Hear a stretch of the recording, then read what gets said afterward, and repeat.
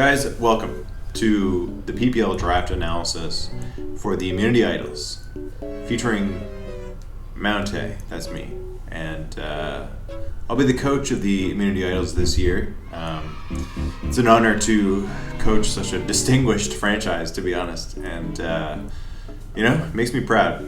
So it's an honor, and to be in the PPL, my God, the Pokemon Premier League, some people call it, because actually that's actually what it's called. So it's the Premier League of Pokemon, self-titled, of course, but that doesn't matter, guys. This is the top of the tops, the pinnacle, the highest. It's like Mount Everest of Draft League. Okay, so here we go.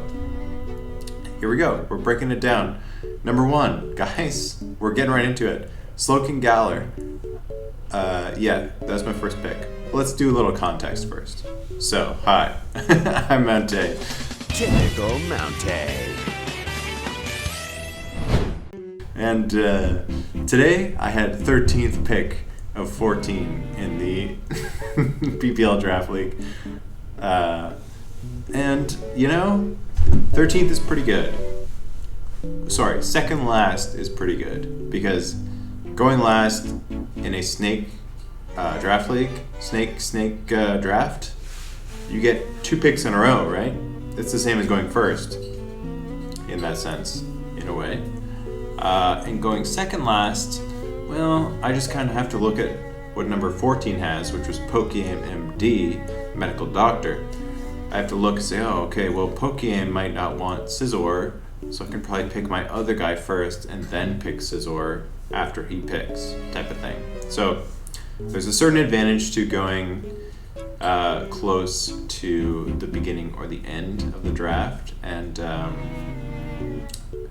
lot of successful teams are built off of the wheel picks. So, wow, what a tangent, guys! Welcome to PPL draft analysis. Typical Mountaih. Okay, pick one, Slowking Galar. So I picked Slowking first because there were both Garchomp and Landorus were left on the table at this point, and I really wanted to use Slowking, and I figured, well, if Pokeaim MD picks one of Garchomp or Landorus, he's probably not going to pick both. So, I picked Slowking, knowing that I would get one of the two. I picked up Garchomp. He didn't pick either of them, but Garchomp was the one I preferred, so I picked that up. Why Slowking first, you might be asking? Guys, here's the thing. It's the greatest mon in the format. So you've got, Genpao, Dragapult. They're nothing compared to Galarian Slowking Galar version. Because, I don't know if you've watched Pokemon before, or like Draft League videos, or like Slowking videos. I don't know if you've watched a lot of Slowking videos, but I've watched a lot of Slowking videos, Galarian version. And guys, it's the best mon. It first of all, it takes a hit. That's what you want, right? You switch it in, it takes a hit. You switch it out, it's like it didn't even take a hit, guys. But now it has a pivoting move called Chilly Reception, which is a move that not only switches you out, but sets up Snow, which is the new equivalent of Hail. And then it's just a glorious thing. Like, this is a centerpiece mon that you can build a team around. It also can set up Trick Room, which it itself benefits from greatly, but you can draft around that, have maybe a nice Trick Room on, maybe like an Ursaring, for example, could be good on such a team. So yeah, great, a lot of great synergies available with Slowking Galar. I really wanted Slowking Galar in a lot of my leagues in Gen 8. I wasn't able to get it most of the time.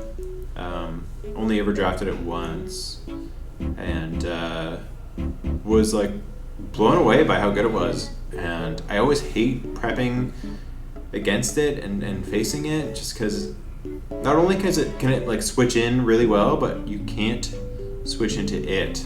It threatens with like stab sludge bomb, which is so terrible to switch into even if you resist it, because you can get poisoned. Fucking future sight, psychic, flamethrower, ice beam, surf, etc. Guys, it's really good. Now next, Garchomp I picked because it's just an amazing mon. Not too much thought behind that. It was just probably the best mon available at the time. I should say that these picks are actually not in order of the first four are in order, but then after that it kind of goes off the rails. Sorry about that. Third pick was Breloom. At this point, this was actually a bit of a counter team pick because I noticed a lot of teams really they were weak to like Mach Punch. I was like, damn. It really hit me at this point how many teams, or how many mons, I guess, how many top tier mons are just like weak to Mach Punch. And so I thought having Breloom would be really good, really nice fighting type on my roster. And Spore is also always amazing. 100% sleep move. Even Poison Heal is like a fun option on Breloom. Maybe with like substitute Focus Punch. Breloom is just a lot of fun, and I'm excited to use it. So one of my fan faves for sure. Like this is a mon that I grew up using, and I'm excited to have it. Scizor, I think pairs really well with Garchomp. It takes on the Fairy and Ice types that Garchomp struggles with, and takes Dragon hits for it as well. There's also Defog, which is extremely scarce in this generation. So I really wanted to lock up a bit of hazard control early on. It felt like it was a nice pairing with Garchomp mostly, and just a nice pivot to get some of my other threats in, my future threats. My next two picks were Kilowattrel and Satitan. So these guys I wanted to lock up early because I guess I should explain the Terra rules in this league if you're unfamiliar. So the 9 pointers and under can be Terra captains. So anything 10 points or higher, like not allowed. And you get 15 points as your budget. So what that means is, you can assign a 9-point Terra captain. You still have, I guess, 6 points left over, so you can have essentially at least 2 Terra captains. A lot of teams had 3. 3 was like the max. And then on top of that, it was not open Terra, but you could choose 3 types for your Terra captain. 1 being a mandatory stab. So in my case, I chose Satitan as a Terra captain. He had to be Terra Ice, as you can see on your screen. I also chose Ghost and Water. And then Kilowattrel was my other choice. I chose Flying, Water, and Ground for that mon. And these mons are both, Satitan especially, enabled by Slowking. Chilly Reception it's the perfect move to facilitate Satitan. Set up the snow, take a hit, switch out on the same turn, and then boom, you've got a belly drum threat in your face, or maybe even I'm bluffing and I'm sheer force, So it should be a lot of fun to use these 2 mons. I think they'll be great Terra captains. I think they were like, Kilowattrel was 8 points, Satitan was 7, so they perfectly made 15. It was beautiful. So these are my Terra caps. Excited to use them. I then realized I didn't have a Fairy type, and they were going fast. There's not a lot of Fairy types in Gen 9 so far. So I took Hatterene, which can also bolster my my Trick Room potential. Then I took Ursaring, which actually can be used in Trick Room, because at this point it was only Glowking and Hatterene that I could actually use in Trick Room. Maybe Breloom, depending on the matchup, or Scizor, I guess.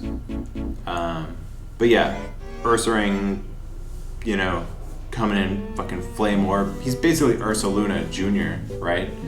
This mon hits almost as hard as Ursaluna, so don't sleep.